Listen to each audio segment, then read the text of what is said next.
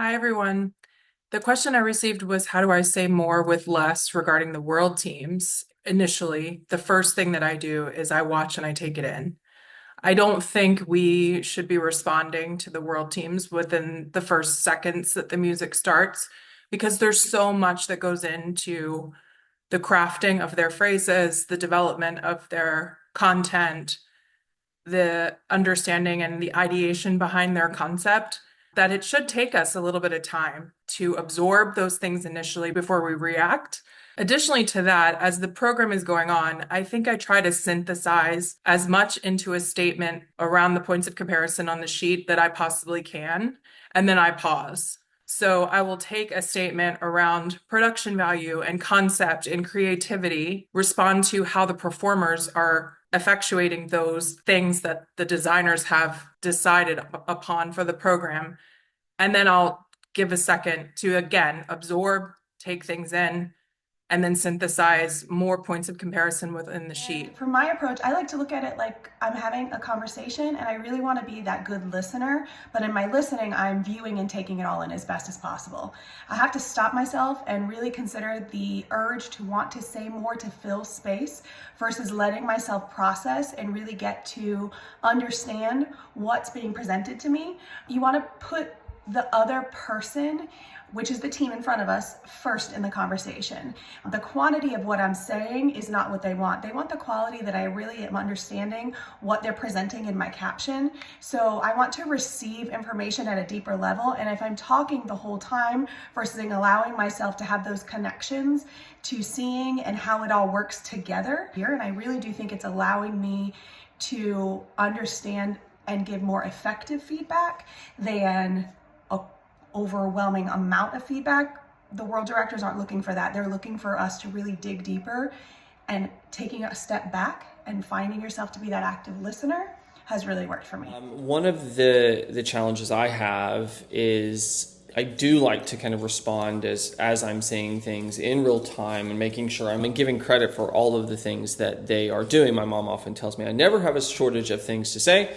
An area that I've tried to focus on is let the phrase develop and be okay with the silence. So it's constantly reminding myself that just because I'm not saying something, doesn't mean I'm not engaged, doesn't mean I'm not going to then give them the information that they need that's scoring significant to let them know that I did see the phrase within its totality. With these skills being so much more compounded, sophisticated, not to mention coming at us at such a high rate of speed, I've really tried to frame my commentary and my observations more holistically rather than skill to skill. I think the instructors appreciate hearing that we get the breadth of challenges, that we get the mental or the physical or the environmental demands upon the performers at any given point of the performance.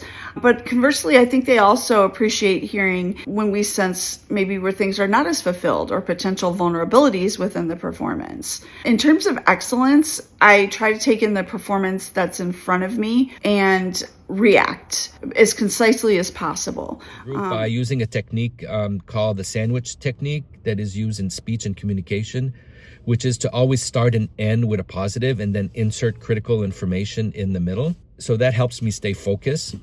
And then I avoid over-explaining. I've found is instead of using the conveyor belt method where you're trying to just mention everything that you see, taking the more funneled approach where you allow the phrase to breathe over time and synthesize what's going on, and then allowing everything to funnel into this final product, which is going to be a bit more concise and dense with ideas, but it allows you to give snippets of what you just visualized.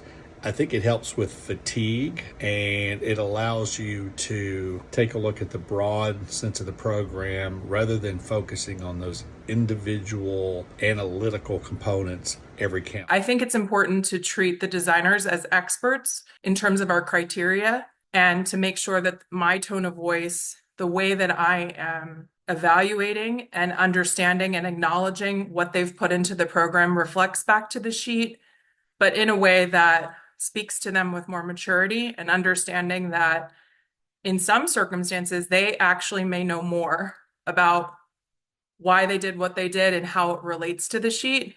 And in those cases, that's where I use questions to ask them about their thought process and about what's happening within the show, as opposed to coming across as though I'm the expert, being more collaborative and in connection with them and asking about their process and wanting to dig into something more, or giving them a question that they can reflect on in terms of, again, how it relates back to the sheet.